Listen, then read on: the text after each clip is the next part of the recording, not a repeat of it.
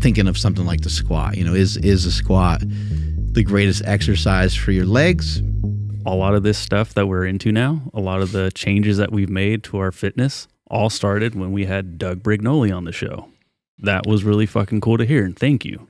Yeah, I think so. I think this kind of rabbit hole of, part of the reason why we had Doug on the show was because he was different and because he had, who's like, there's not really a lot of people out there bashing some of the other exercises and kind of honing in on like, what are these movements for? Like, what are you trying to do with these movements? Because if this is the result that you're looking for, he just brought up the simple idea of maybe there's other ways to go about doing it. And that's what I really loved. I didn't even really agree with him on a lot of stuff.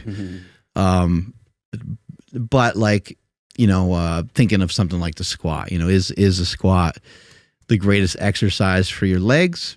I would say it's a really, really awesome exercise for your legs. I would also say there's probably other ways you can go about doing things.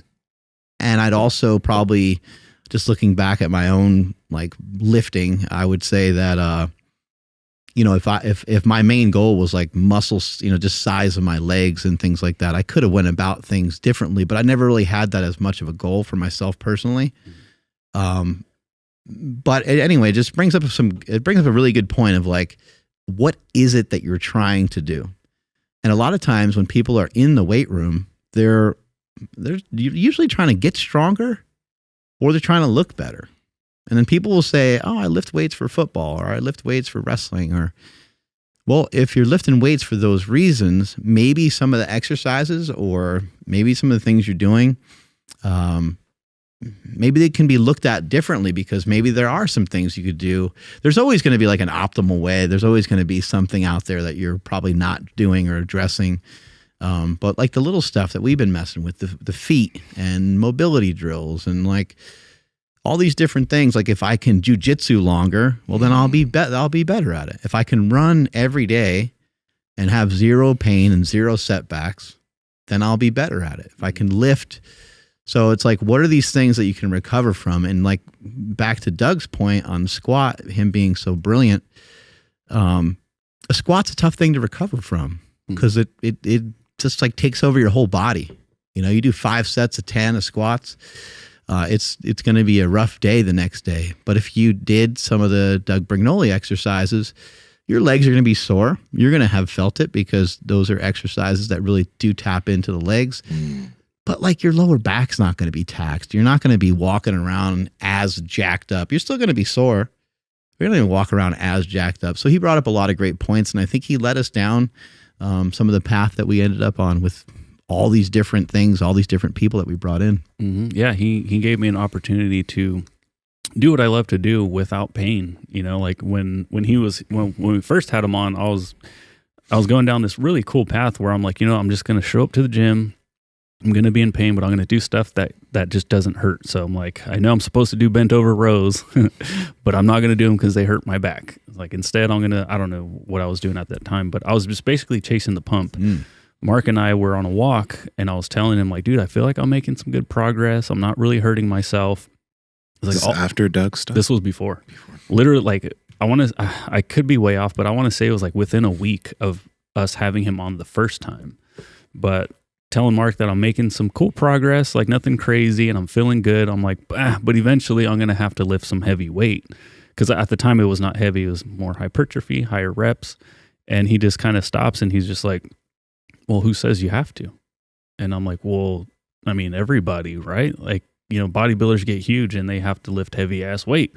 And he's like, well, we haven't really like seen anybody kind of do the opposite. And then, like I said, the very next episode that we did was with Doug Brignoli, and it just hit me like a ton of bricks. I was just like, oh shit. Like he was the first person that we had on where like I'm buying his book as we're still talking to him. Like that's never happened. And so like, it was just like an awesome, like just wave of information that came my way. And then when I heard him speak, I was just like, dude, this is exactly what I've been looking for. And, I posted a picture of when I actually got to meet him. And it's funny just looking at my posture, looking at the shoes I'm wearing.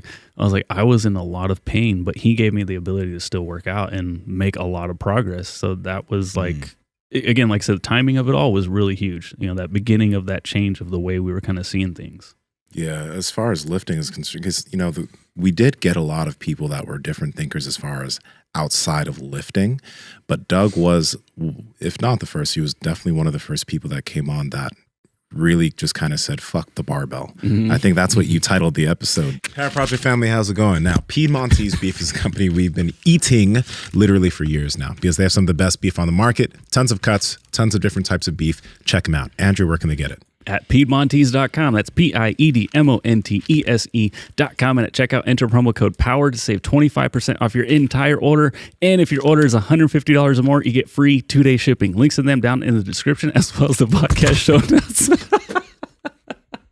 It was like ditch the barbell. Yeah. And remember Chris Aceto, he was the opposite. Remember when he came on, he was like, I don't understand why anybody would use anything other than a barbell. He's like, fuck hammer strength machines. And like, he thought everything else was like dumb. He had a different perspective. Yeah. But one really big thing is that, Doug's been a professional in fitness for decades, right? And it takes a certain amount of courage to, number one, you have all these professionals that are other coaches, that are other bodybuilders, saying that this is the ideal way to do things. And it's like, everyone is like, it's a resounding yes. And it takes quite a bit of courage to literally say, what all of you guys are doing is wrong. Here's why it's wrong. And I want you to try this, right? And you got a bunch of other professionals that are saying, no, you're a quack, whatever. But, in application, he had so many people that were reaping massive benefits from his Brig-20, and I mean, yeah, there are things that I disagreed with him on even, but at the same time, he looked awesome. And he did, he came on, he looked fucking good. Remember the first time he was on and he was on like via Zoom and he threw up that bicep. I'll never forget that because I was like, oh, okay, I'm listening to this guy, or at least I should be paying more attention to what he's got to say because he was jacked. Absolutely. And I think that's a really huge thing. Even if we disagreed with him on certain things, right? Because there's a lot of things that I agreed with him on, and I have his book, right? He got people thinking outside of the paradigm of, for example, like you mentioned, the squat's the best way and the only way to train the legs. You see that perpetuated by tons of coaches. There's people that are in tons of pain feeling like they have to squat. Mm-hmm. Yes, absolutely. Or feeling like they have to deadlift or feeling like they have to barbell row. Yeah, bent over rows. And me and Nsima were having this conversation, I don't know, sometime last week about like, the optimal bros. I'm sorry to call them that, but they are that. They are the optimal bros. No apologies. Because when Nsima's showing, like stretching out his, I guess, infraspinatus in the back, doing a weird movement that no fucking anybody that has any knowledge on biomechanics would ever do. Easy for you to say, bro, you got good genetics. But I said it for everybody else. Yeah. But in the arena of building muscle, yeah, biomechanics and what everyone has learned would shit all over that. But we're not in that arena when Nsima's trying to stretch out his shit over here, and that sounded bad, I'm sorry. Stretch out your shoulder and get into these awesome ranges of motion that you're going to later use for jiu-jitsu or use for staying out of pain. I like watching him stretch out. Me too. It's nice. I mean, I'm going to say, though, even outside of the context of jiu-jitsu, because I kind of say that so that people understand there's aspects of why I'm training differently, I think it does play benefit for bodybuilders. You know what I mean? Because like bodybuilders, you look at them move, they're stiff as fuck. But what you're not saying that like in that very moment, this is going to develop muscle here. What you're saying is like this is could though. It's going to give you, but it's going to mainly give you more access to doing the other motions a lot better. Yeah. Who's the greatest bodybuilder of all time? Kenny Williams. Kenny Williams. Yeah, Kenny Williams. Ronnie Cole. Hey, if you want to make Squirtle squirt, I know you're enjoying this content, so like, comment, subscribe, and head to the Power Project Discord below. Peace.